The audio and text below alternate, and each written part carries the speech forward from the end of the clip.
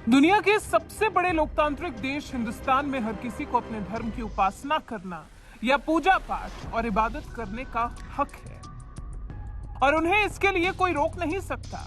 लेकिन दिक्कत तब आती है जब स्कूल, कॉलेज जैसे शिक्षा संस्थानों में जहां ड्रेस कोड लागू होता है, वहां लड़कियां हिजाब पहनकर चली जाती हैं।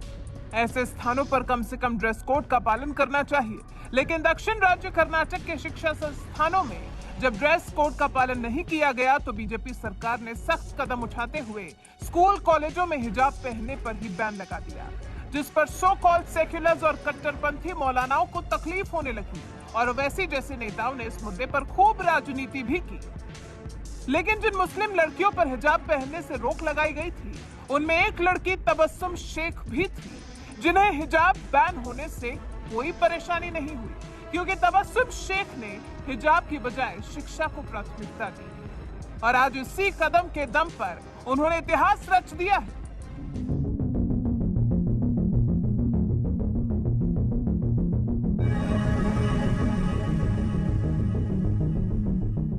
दरअसल कर्नाटक की बीजेपी सरकार ने जब स्कूल, कॉलेजों में हिजाब पहनने पर रोक लगाई तो सरकार के इस फैसले का सामना 18 साल की तबस्सुम शेख को भी करना पड़ा, जो एक निजी प्री यूनिवर्सिटी कॉलेज में पढ़ती है।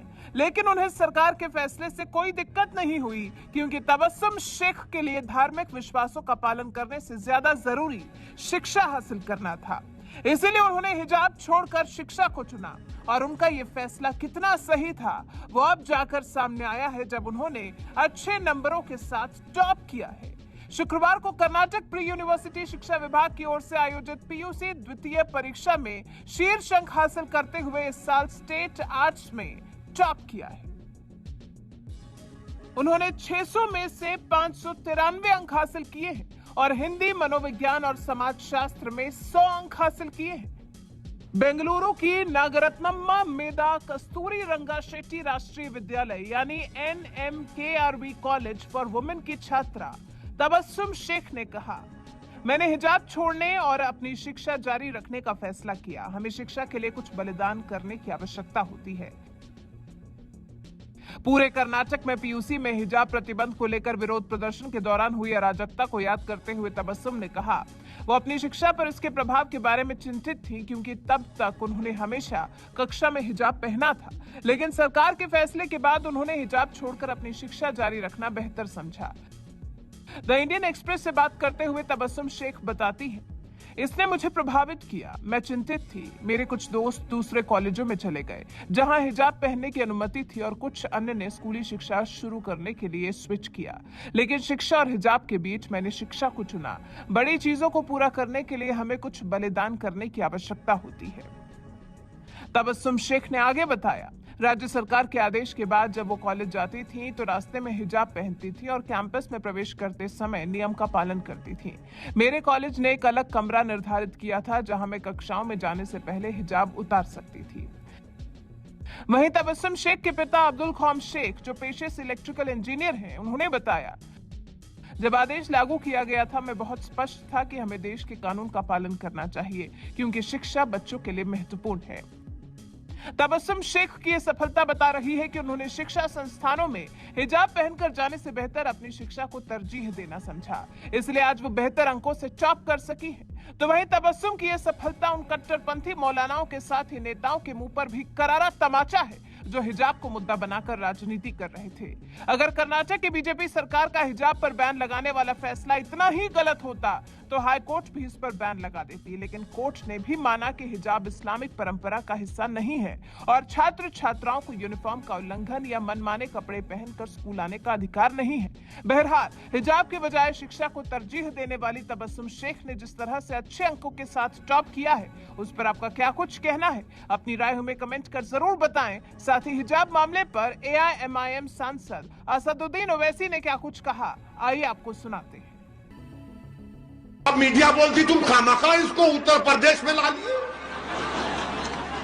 अबे दाढ़ी मेरी, टोपी मेरी, बुर्खा मेरा, तुझे क्या करना है उससे? अच्छा, अब हमको मीडिया वाले ने सवाल किया कि पाकिस्तान बोल रहा है इस बारे में, क्या बोलेंगे? मैंने कहा पाकिस्तान भाड़ में जाए। बाढ़ में जाए ना, हमको पाकिस्तान से क्या करना है?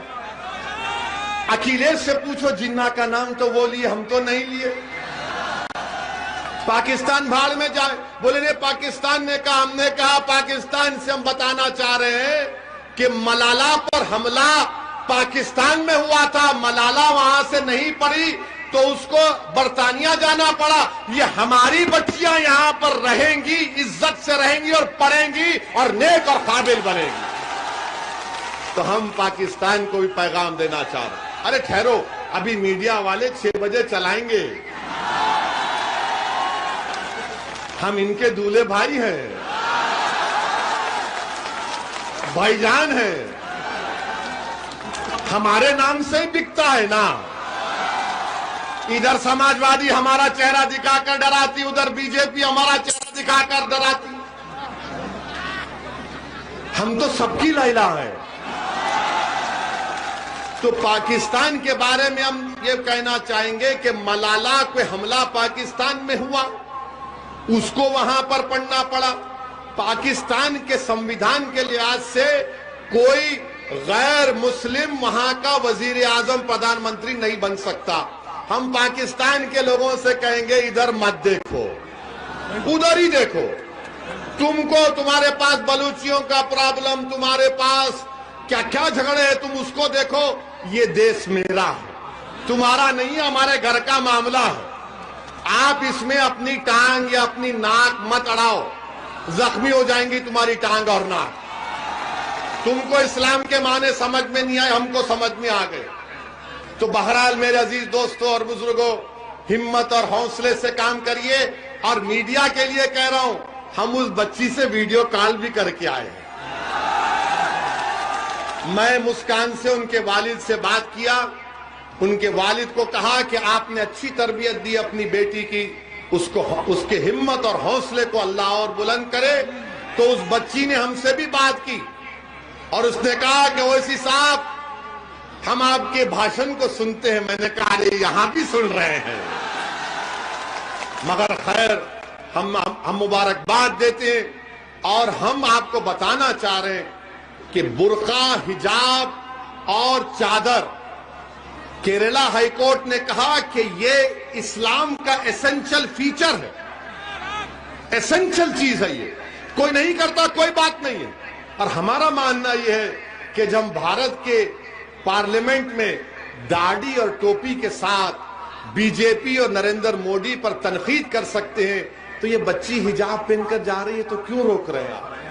पढ़ने दीजिए, काबिल बनने दीजिए, बल्कि अपनी बेटियों को खूब पढ़ाओ। आप उनको डॉक्टर बनाइए, इंजीनियर बनाइए, कलेक्टर बनाइए, डीएम बनाइए, एसडीएम बनाइए। हमारा मकसद तो यही है कि भारत में जब तक भारत की महिलाओं की सुरक्षा नहीं होगी, जब तक भारत के महिलाओं को तरक्की के मौके नहीं मिलेंगे, भारत सुपर पावर नहीं बन सकता।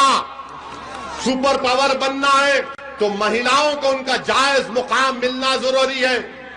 अरे आप मुझसे कहते हैं जेड कैटेगरी ले लो, जेड कैटेगरी ले लो, तुम्हारी जान को खतरा है। तुमको हत्या करने के लोग 4-4 गोलियां चलाए, तो हमने पार्लियामेंट में खड़े होकर कहा कि ओवैसी को जेड कैटेगरी सिक्योरिटी नहीं चाहिए, मुझे ए कैटेगरी का शहरी बनाओ कि हम सब बराबर